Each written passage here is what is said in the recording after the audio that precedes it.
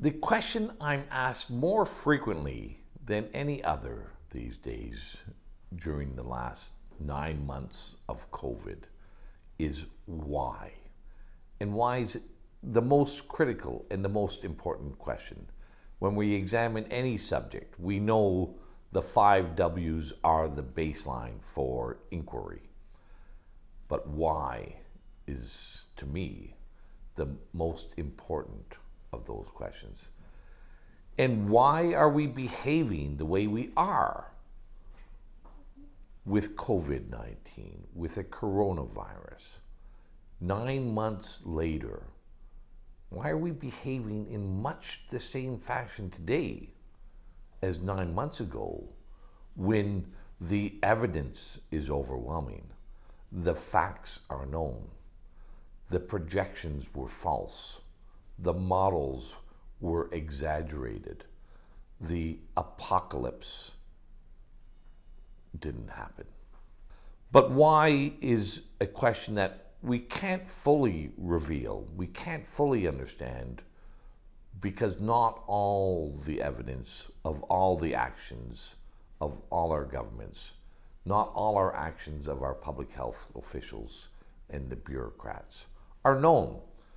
Nor do we know fully the role of foreign governments, especially Communist China, in the dissemination of false information, misinformation. We don't know all those details yet. Hopefully in time we will. Back in August, I wrote an opinion piece called The COVID Road: What Lies Ahead? And I began to exploring and examining this subject of why we were behaving in this fashion.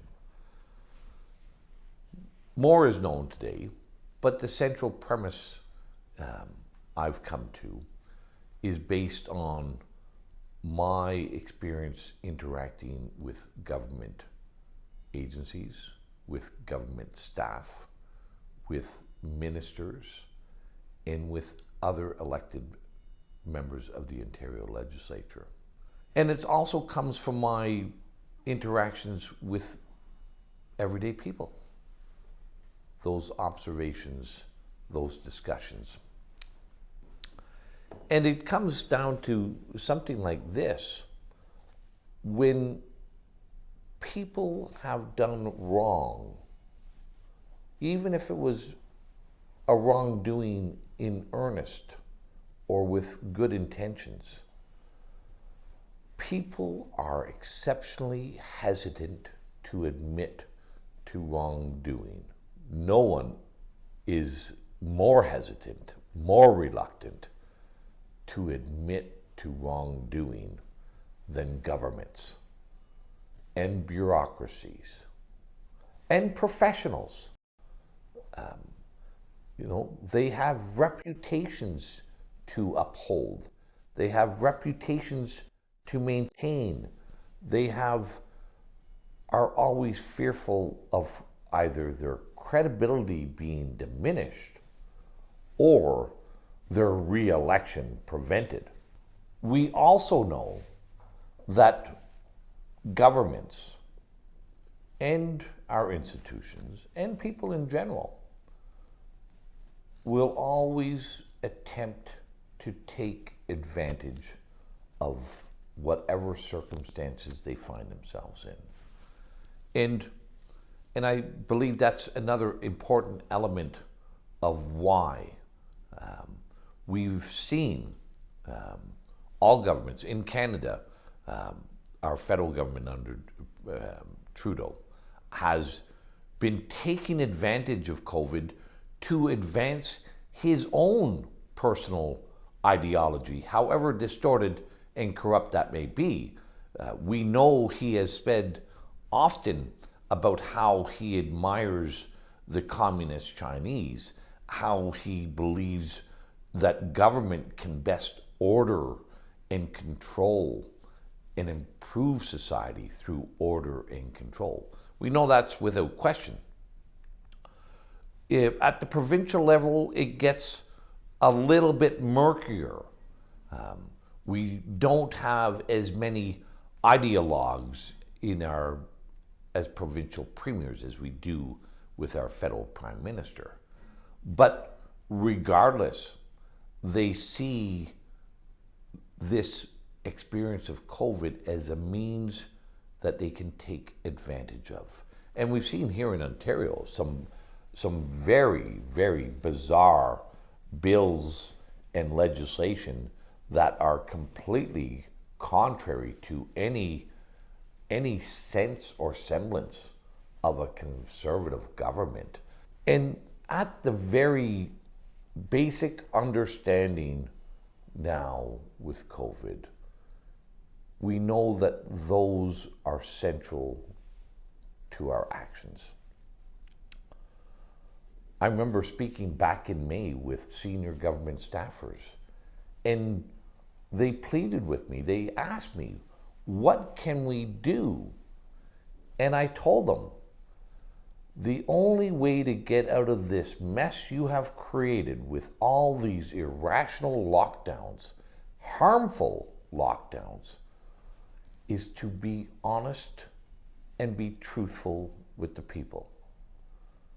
They raised their hands, they shook their heads, and they said, we can't do that. How can we do that?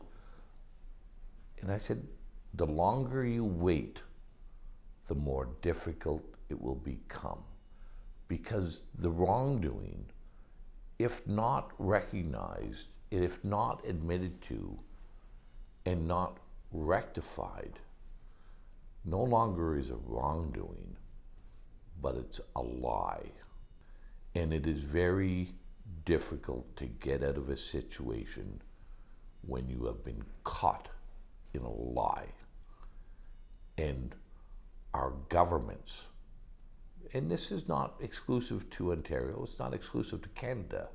These are natural tendencies and behaviors of all governments, of all people.